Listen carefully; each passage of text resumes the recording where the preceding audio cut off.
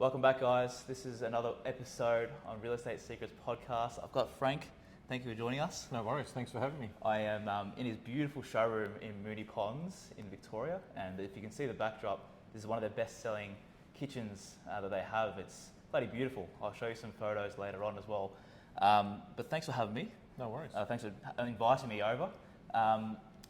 Firstly, talk me through the story and how you started this whole company and how you grew it to where it is. Like, tell me about the origin stages as well. Yeah, so basically the Mint Kitchen Group itself has been going for about 14 to 15 years now. But prior to that, I had my own business, standalone showroom, and the market at the time was actually being flooded by a few other small players that were in there. And one of the bigger players at the time had just gone into receivership, and they had 5 showrooms in Victoria. So I approached a couple of friends of mine in the industry that had showrooms as well, and come up with the idea of let's form a group that we can advertise under one banner, but actually still own our own showroom. So that's where Mint Kitchen Group actually formed and come from. Yep. So I've got 2 showrooms, this one here and one in Burnley. And my other 2 partners have got one each, one in Richmond and the other one's in Burwood. Yeah, wow. And was it Mint Kitchen Group from the start? Was that the original name, or was that your name? No. Okay. No, so my company name was DesignWise. Yep. And that's been going for just around about 26, 27 years. Okay. Gotcha. So I've been doing it for quite some time. Beautiful. And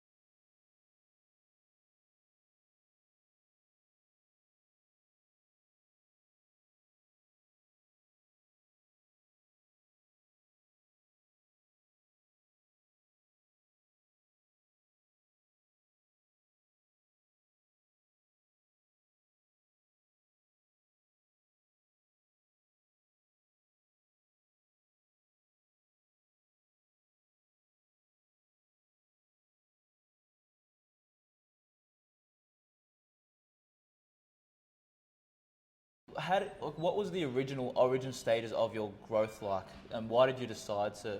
Is that the main reason because you just saw that competitor there and decided to join up with your friends? Yeah, so as an individual, it's quite tough in this industry. Like there's a lot of small players out there, and they come and go year after year. You see, new ones pop up, and some of them close down.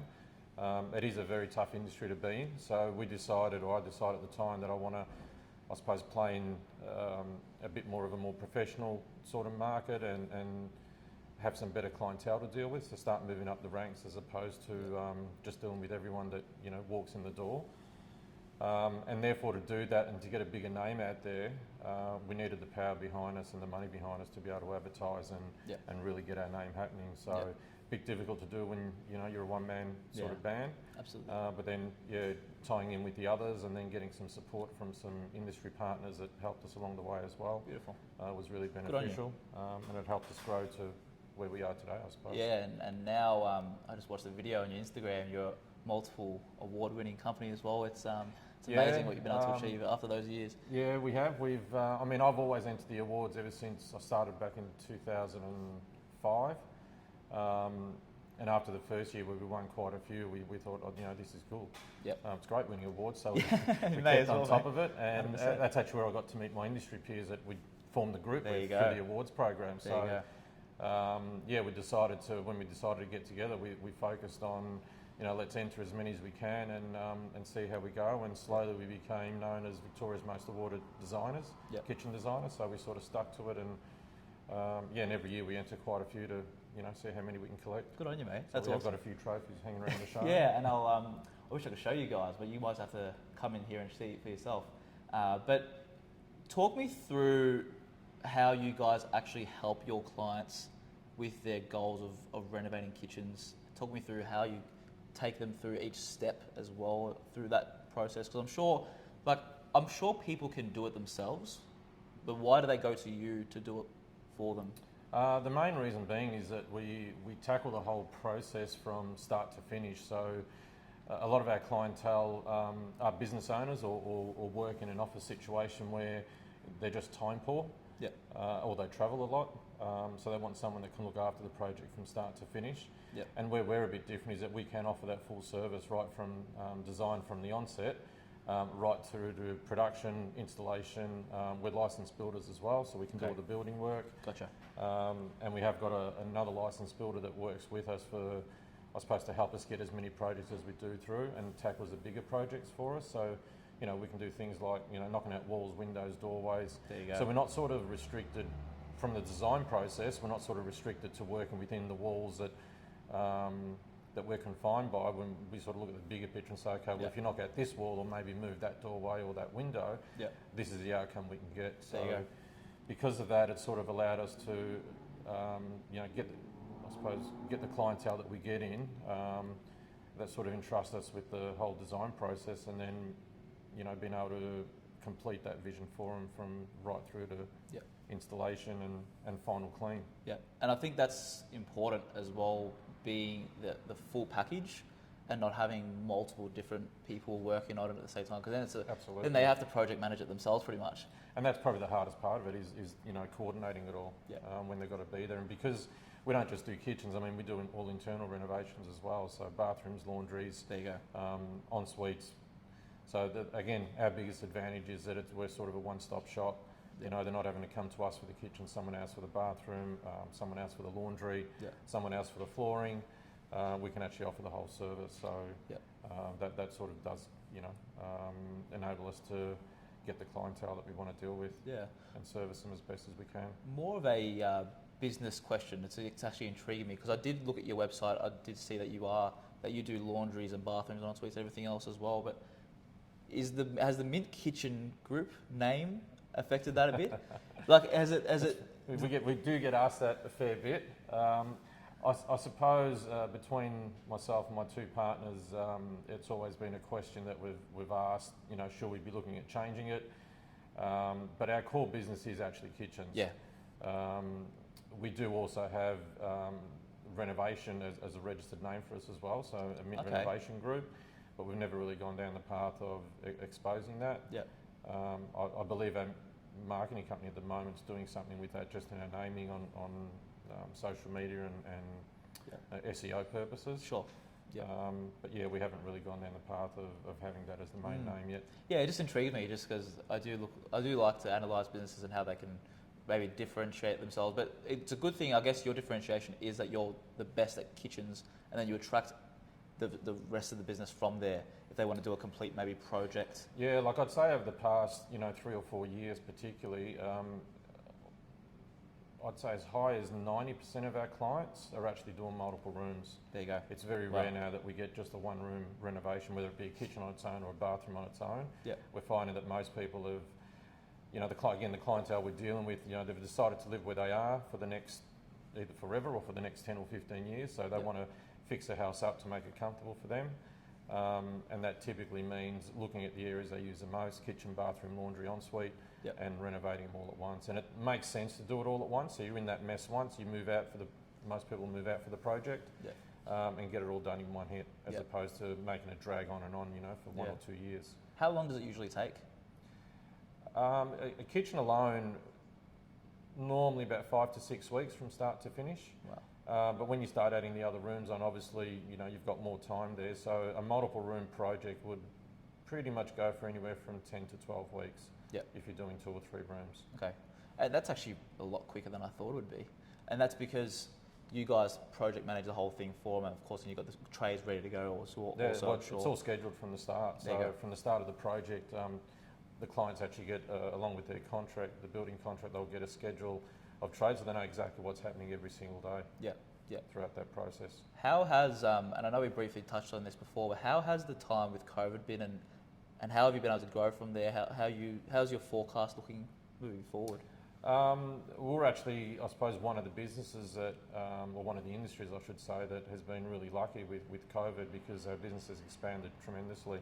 And I think it's because of the fact that people were at home, locked inside, Yep. and using their kitchen, you know, 3, 4, 5 times a day, using the bathroom several times a day, as opposed to having a Yes. quick breakfast and then prepping dinner, Yes. and no one being home during the day. And not really caring what it looks like after that, yeah. And then just realising, you know, how bad the functionalities of it, or how much they hate, you know, working in it. Yeah. So from that, our business did actually grow quite a bit. Yep. You know, we saw over the 3 years, I'd say it's been about a 25 to 35% growth, which we haven't ever seen a growth of that sort of size Wow. before. You normally get small growths, you know, 4 or 5% or 10% at the most. Yep.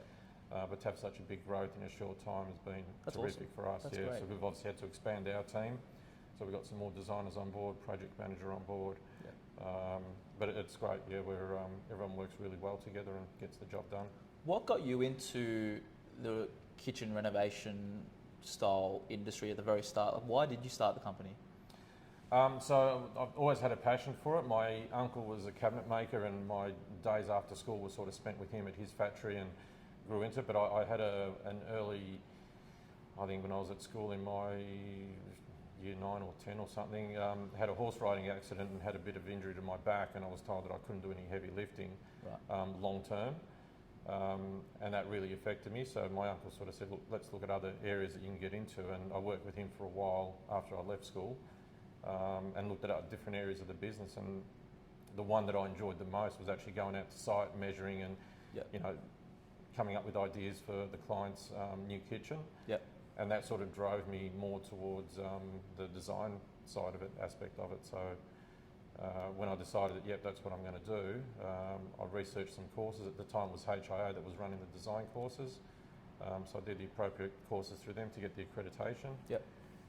And then worked for a couple of the big retailers. There was some interstate companies that were here in a big way. I managed to get some work with them, and eventually sort of thought, you know, I can do this on my own. I don't need to be behind their name. Good on you. After being successful with them for quite a few years, and decided to start my own brand. Yeah, beautiful. And it's interesting how it all starts. Like you had that accident, and that forced you to go. What would you do before? What were you thinking of doing before? I love the manufacturing side. It's actually being on the factory and just watching it all come together. Don't know if I still would have enjoyed it if I was doing it now, because very early hours. Which I'm not an early bird. I prefer to sleep in the morning and do the late nights. Good on you. But certainly, I enjoyed that whole thing about, you know, just watching it all come together. From, you know, a piece of board, literally a sheet of board, and then several sheets of boards, and making, you know, these cabinets to suit and fit the space out, and I suppose just seeing the smile on the client's face when it's all in, and, you know, the difference that you've made to their lives. Yeah, that's awesome. It's very much similar to my job, and which is why I love to do with this with real estate. Talk me through. Just say I'm an owner that's looking at possibly selling their place. Is it worth me doing a renovation to improve the value, or is it just worthwhile just selling it as it is? Because I get that question asked quite a lot when I go into valuations and appraise properties. Yeah, it's an interesting one. We actually just this morning went to a place in North Melbourne with these clients. They've had architects do up plans for a possible extension, major renovation, and they got those plans done about 12 months ago.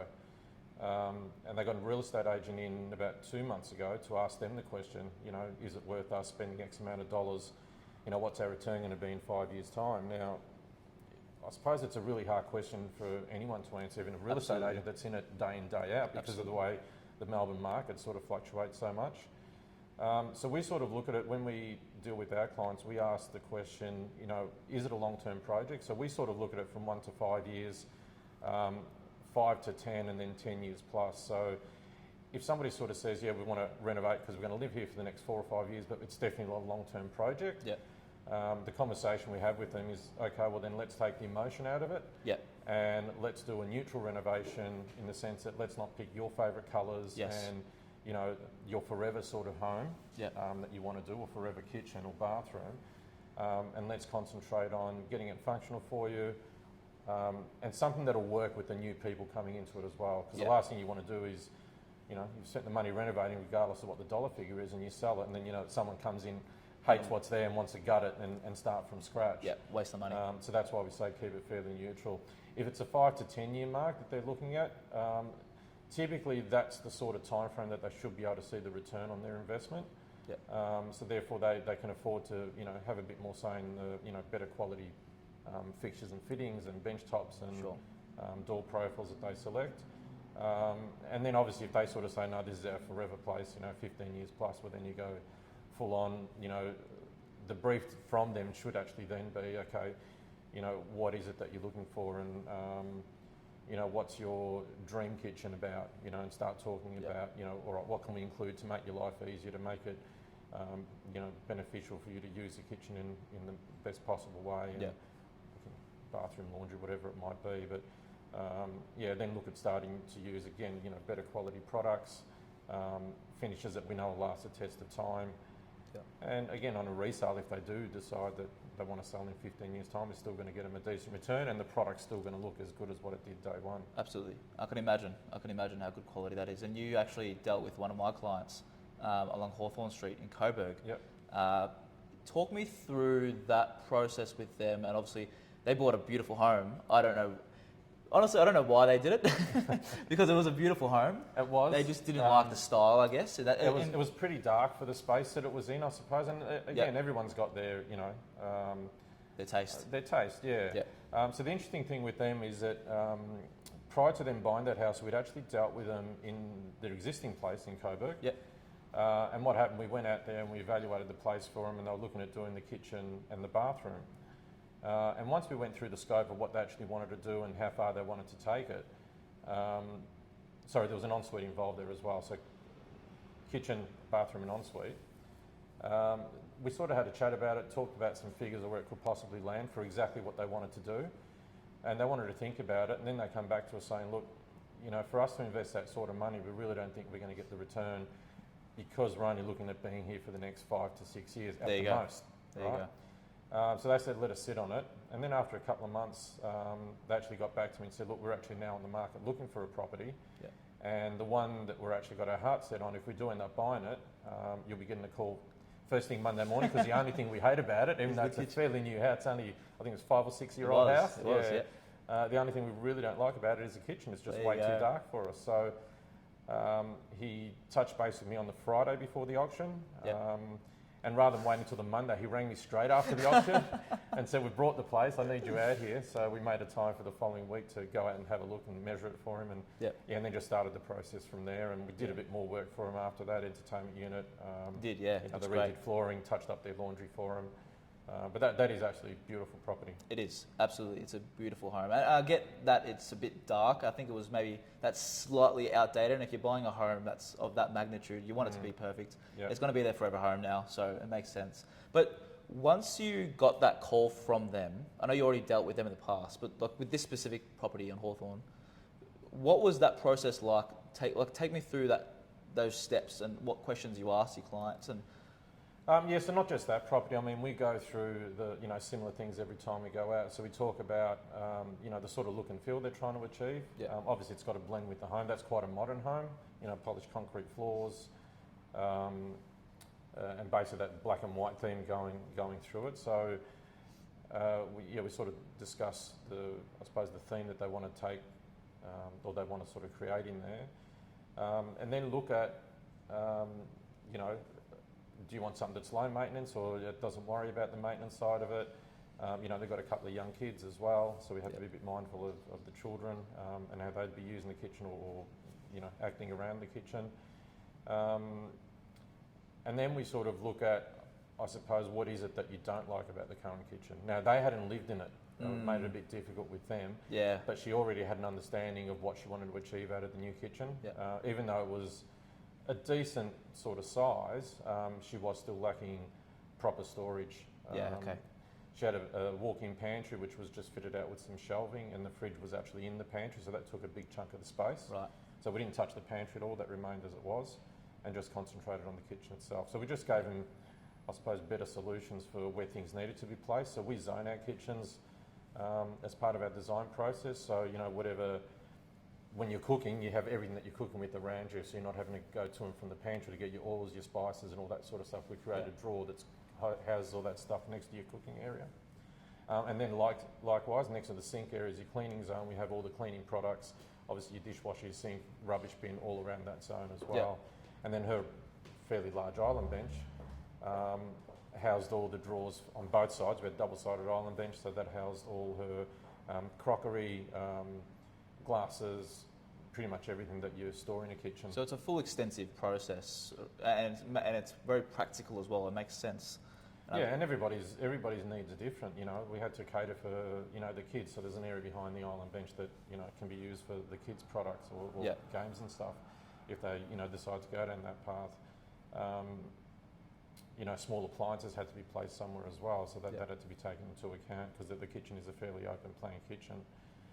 So yeah, there's a few discussions that go around, you know, what small appliances to use, how often do you use them, where are we going to store them? That's the sort of conversation that we typically have with all the clients. And take me through, like, if and again, I'll go into a lot of valuations. They talk to me about hospital renovations they want to do to the house because they're possibly selling in maybe 1 or 2 years. Is it worth their while to invest into a high quality renovation like this? Because of course you want to make a return on your investment. Or is it better off that they do it themselves? And if so, what's maybe some cost-effective things that they can do for themselves? Is that something that you... The issue with doing it themselves nowadays is that apart from, you know, the joinery itself that you have to buy from someone and then get it fitted, you've got all your plumbing and electrical works that need doing. So realistically, for any renovation, and most renovations are going to cost over $16,000 anyway, so for any renovation over $16,000, you need to actually use a licensed builder to do it. Right. And a lot of people aren't aware of that, but that's the actual case here in Victoria. So there are a lot of unlicensed companies out there that are doing it. Dodgy. Without sort of applying the proper rules and procedures in place and having the proper insurances. Because that's what it's all about. It's all about getting those insurances in place to make sure that if something does go wrong, you know, the clients are covered by it. So yes, you can do, you know, get someone in and do a quick makeover, but again, a quick makeover, if you make it look like a quick makeover, people are going to see it and you're not going to get the return that you expect to get. So sometimes you're better off saying, okay, well, you know, we're not going to spend the money doing it, and whoever buys it, you know, can buy it with the idea that they'll fit it out the way they want to fit it out. But if you're thinking that it's going to be 1 or 2 years' time, the question really is, can I live with this kitchen or bathroom for another 1 or 2 years? You know, Makes sense. Are we able to live through it? Again, a lot of our clientele are at the stage where they're either just had a baby or about to have one, and they want to do the renovations before the baby comes along. That's very, very common. Right, there you go. You know, they sort of want to start afresh and have a new environment, you know, before the child comes into this world. That's another, I suppose, area of clientele that we deal with quite a lot. So in their case, they do want to get it done, even if it's only going to be a 2 or 3 year short-term plan. They do want to get something new in there that they can start using as soon as the baby comes home. Makes complete sense. So again, as a rule of thumb, and I think it's been noted on quite a few different websites. HA is one of them, where they talk about, you know, how much should we spend on a renovation to get that return. So typically, and it doesn't always happen this way, but they sort of talk about, you know, if you're looking at doing a bathroom renovation, it should be around about I think the current figures are about 10 to 15% of the value of the property. And kitchens are about 15 to 20% value of the property. Now, considering where our values are here in Victoria, it doesn't happen. Yeah. You I don't, was gonna get, too say, many, you it don't get doesn't- too many people spending, 250 or 300,000 just on a kitchen Yeah. renovation. Have you ever got that? But we've done a couple around that sort of price tag, Yeah. but it's not, it's not Not an common. everyday occurrence, yeah. And again, you're looking at properties that are probably worth $5 or $6 million or $10 million Makes sense. to So it spend that sort justifies of it. money, yeah. But there are people that sort of want to understand what sort of return are they going to get. Well, that's the sort of return that, again, people like the REIV or the HIA sort of suggest they're the numbers you should be spending Yeah. to get the return on investment. Makes sense. Yeah. And just going back to one of your previous points about those misconceptions, what are some other misconceptions people don't know if they're going into a renovation and they're looking to employ someone for that renovation? What are some misconceptions that they should be aware of in the marketplace? If they're going to employ someone to do the whole lot, the first and foremost, are they licensed to do what they say they can do? Especially in a bathroom, you need the waterproofing done. A lot of the bathrooms that we're going to renovate don't have the waterproofing. Big issue. Or not done properly. Yeah. We ensure that all our bathrooms are waterproofed twice and proper drying time in between. I've heard of companies say that they can do a bathroom renovation in 10 days or 15 days. Doesn't make sense, does it? Not at all, no. Our typical bathroom renovations take 5 to 6 weeks because there's proper, curing time and everything in between when you do your waterproofing. But everything has to follow a process. And the bathroom, particularly bathrooms and en-suites, some of them are quite small. You can typically only have one trade person in there at a time, so you have to schedule the trades accordingly. Right. Pointless having a plumber, electrician and carpenter in there at the same day. They can't do anything. Work. Yeah. And quite often with a lot of the old places, especially around this area, we do find that if they haven't been waterproofed, then again, we're renovating homes that are probably, some could be 60, 70, 80 years old plus. So there was no waterproofing back then. Right. So you go pull up the floor and there's all floor rot everywhere. Yeah. So you need to allow that extra time in your schedule to be able to pull the floor up, replace floor joists that need replacing, replace studs in the wall. We did one recently in North Melbourne that was actually a townhouse bathroom on the bottom floor. The existing shower was up against a party wall with the neighbour, and we pulled it out, and it was basically there was no frame left. They were all rotted away because I was getting water leak from upstairs and from next door. Wow. So plaster come off, tiles come off, plaster come off, and with the plaster come all the rotting timber with it. So if we didn't have the buffer, we always have buffer days in our schedule. There wouldn't have been any time to rebuild. We had to rebuild that whole room. Yeah, right. Put structural beams in and everything to. And you support guys the did that as upstairs. well. Yeah, absolutely. Beautiful. That's it. Again, and with you guys, I can tell that it's a very seamless process. You obviously know what you're doing. You've been around for long enough. And you want to be able to trust someone with your biggest asset that knows what they're doing. You don't want to have and I've been into so many properties where the renovation job, they just hated the builder.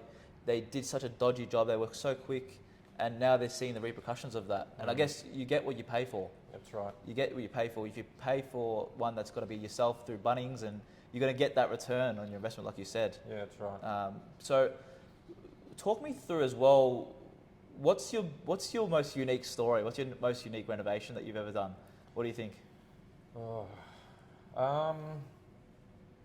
It's really hard to say because we've done thousands over the years. So how many do you think you have done?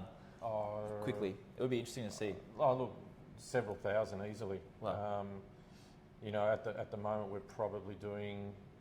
We now talk about rooms as opposed to jobs because, like I said, all our projects have grown to multiple rooms now. So where we used to be just a kitchen or just a bathroom, they're now rooms. So we're probably working on, I'd say on average about 120 to 130 rooms a year at the moment. Wow. Which again has grown substantially from an average of probably half that 5 or 6 years ago. So it has grown quite a bit, and obviously the processes get better along the way, and everyone gets used to working with each other a lot better. Of course. But the team's grown and accommodated accordingly. I suppose the trickiest one I've ever had. Yeah, tell me about that one. Is actually my own renovation. Oh yeah, that would have been the worst. Because I've got a choice of whatever I want, and I had all our main suppliers come to me saying, you've got to use our product, and you've got to use these appliances, and you've got to use... Too much to choose from. Oh, it was an absolute nightmare. And even from a design point of view, like, I can do it almost with I'll walk into a house and I know exactly what I'm going to fit in there for the client. My own place, I had two of my other designers at the time actually help me complete the design because I just couldn't decide Wow. on not just the layout but colours and finishes and So it But was, we got there at the end. yeah, so it was a won nightmare. quite a few awards. Oh, Got did there at you? the end, yeah, kitchen, There you go. bathroom and ensuite all won projects of the year for HA and KBDI, the two main industries Beautiful. we're involved with. So Yeah, wow. So you, yeah. okay, so you did the got there best at for the- got there yourself. at the end. That's good stuff. How was it working with yourself? It was a nightmare, I can imagine. Yeah, it was, I suppose, because it also dragged out over a period of time because I was doing it in between, obviously, clients' jobs. Like, I didn't want to pull all my trades off the client's job. So Yeah. what I did say to my wife was it would take 3 months to complete, and 12 months later we're still in the middle of it. The kids loved it because they were quite young back then, and they'll camp me out in different rooms. That'd have been fun. Every night, That'd so have been they fun for really enjoyed it. Yeah. But the end result, I mean, we're talking 13 years ago now, and we're now starting our next renovation soon. So we're planning another Good on you, bathroom and all the wardrobes. So we're just discussing when that's going to happen because Yeah. boys are both in uni now, so they've got to move out They got to move out. for the process of it all. So Yeah, right. we've got to have that fair dinkum discussion about when we're going to Yeah. plan it for. And that's it's interesting because like obviously you do it for yourself, you know how it works, and then you can translate that into your clients. And if you're doing it for yourself, obviously you know what you're doing very much so.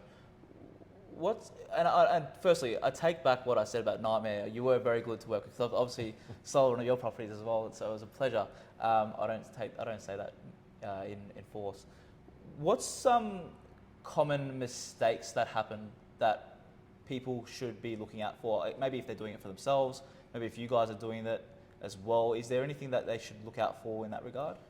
I suppose one of the things that a lot of people don't allow for is just that buffer in their budget, because in a bathroom situation, particularly more so than a kitchen, again, like the example I just gave you, you've got a fixed price contract, which is what we give with all our jobs. But there's always a disclaimer there that we don't, the unforeseen, you don't know. You pull a wall out and you've got white ants going through Yeah. the wall or the floor. You're never going to know. So you need that little bit of a buffer there, and we've been lucky that all our clients understand that, Yeah. and we've never really been stuck with someone that said, "Oh, we can't finish it because we don't have the funds" or what have you. Yeah. That's probably one small part.